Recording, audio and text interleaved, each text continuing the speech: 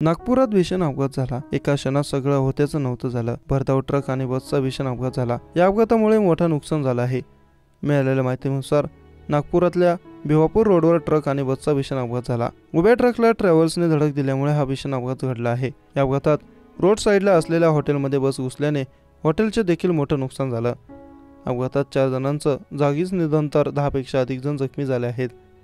जखमींना उपचारासाठी स्थानिक रुग्णालयात दाखल करण्यात आलं आहे। हा अपघात नेमका कशामुळे झाला, चालकाचं नियंत्रण सुटलं होतं का, याबाबत अद्याप कोणतीही माहिती समोर आलेली नाही। या प्रकरणी पोलिसांकडून तपास सुरू आहे।